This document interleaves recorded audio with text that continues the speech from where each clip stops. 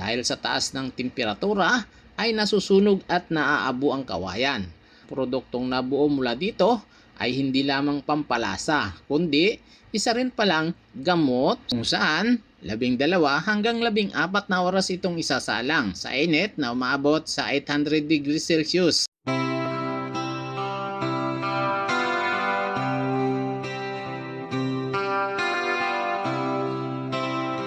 Kung titingnan ay parang matigas na lupa lamang ito at ito naman ay parang mga puting bato. Ngunit alam nyo ba na ito pala ang pinakamahal na asin sa buong mundo? Maabot lang naman ang halaga nito ng mahigit 55,000 pesos kada kilo. Gamit ang mga kawayang ito ay nilalagay nila ang ordinaryong asin sa loob nito. Ito ang dahilan kung bakit kakaiba ang asin na ito. Pagkatapos isilid sa kawayan ay inihahanda na nila ito upang ihawin. May mahalagang role ito upang ma-enhance ang asin. Dahil sa taas ng temperatura ay nasusunog at naaabo ang kawayan. Ang maiwan lamang ay ang mga kulom na asin at ang produktong nabuo mula dito ay hindi lamang pampalasa kundi isa rin palang gamot. Sa bansang South Korea, ginagawa ang isang kakaibang uri ng asin. Tinatawag itong Jongnyeom o bamboo salt.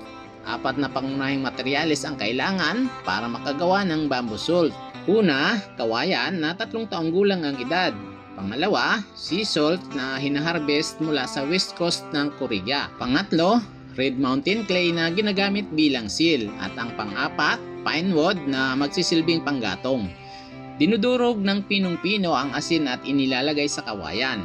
Sinisil ito ng clay at saka ipapasok sa horno kung saan 12 hanggang 14 na oras itong isasalang sa init na umaabot sa 800 degrees Celsius hanggang sa maging abo ang kawayan at matira na lamang ang salt pillar. Sa prosesong ito ay matatanggal umano ang impurities ng asin gaya ng microplastics at ma-absorb nito ang minerals na taglay ng kawayan at clay gaya ng iron, calcium at potassium. Ngunit hindi pa pala dyan nagtatapos dahil ang salt pillar ay muling idadaan sa grinder at isisilid sa panibagong kawayan.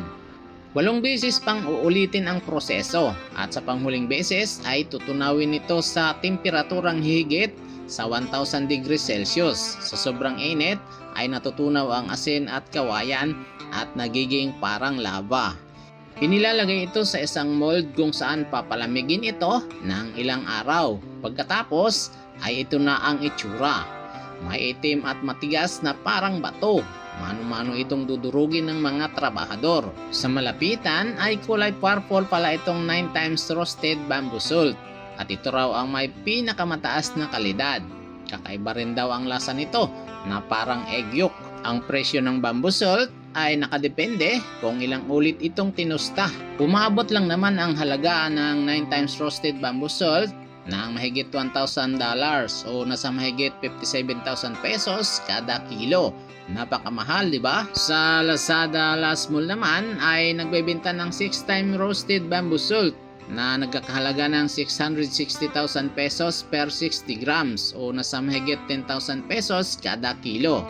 Ang 3 times roasted naman ay nasa mahigit 3,700 kada kilo. At sa kabila ng mataas na presyo ay tinatangkilik ito ng mga Korean dahil hindi lamang ito basta pampalasa kundi nagsisilbi ring gamot at nakakatulong daw sa digestion, oral health, skincare at inflammation at meron din daw itong anti-cancer effects. Ngunit ang mga claim na ito ay kulang pa sa pag-aaral. Kung nagustuhan nyo ang content natin ngayon, mag-iwan lamang ng komento sa ibaba ng video ito. At para manatiling updated sa atin pang susunod ng mga upload, siguraduhin mag-subscribe.